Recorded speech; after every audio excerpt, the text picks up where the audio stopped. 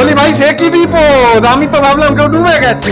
বলছি আমি যদি না বলতাম আপনি কি ধরতে পারতেন ছবিটা কোথায় তোলা? গঙ্গাসাগরে ভেবে গেলাম এক ছবি, হলো আর এক ছবি। বলছি কমপ্লেন করছি না, ছবিটা ভালোই পেয়েছি। গঙ্গাসাগর থেকে ফেরার সময় আমাদের লঞ্চের নিচে জানলায় দেখি সবাই ভিড় করে দাঁড়িয়ে আছে, গেল কেউ বোধহয় ডুবলো। তারপর জানলার সামনে গিয়ে বুঝলাম না, এরা পাখি স্পট করেছে, তাই সবাই মিলে এরকম ভিড় করে পাখি দেখছে। তাদের যাত্রীগুলো খুব কিউট এবং ভালো মনের ছিল, তাদের সাদা মনের নো কাদা। কেন জানে? কারণ তারা আমার ফটোগ্রাফি ক্যারিয়ারের জন্য প্রচুর টাকা খরচা করেছে। কিভাবে জানেন?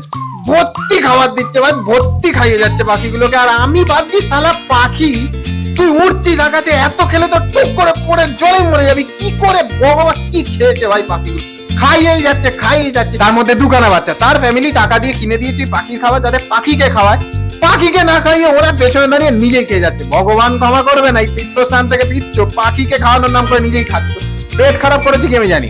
পাখির কাজ করছে, সে উড়ছে খাচ্ছে, আর আমি আমার কাজ করছি, ছবি তুলছি। ছবিগুলো এবার দেখুন।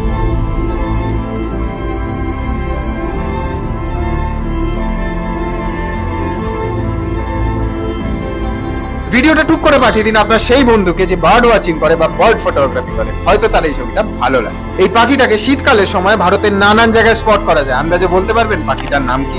ভিডিওটা যদি ভালো লেগে থাকে সাবস্ক্রাইব করে নিন।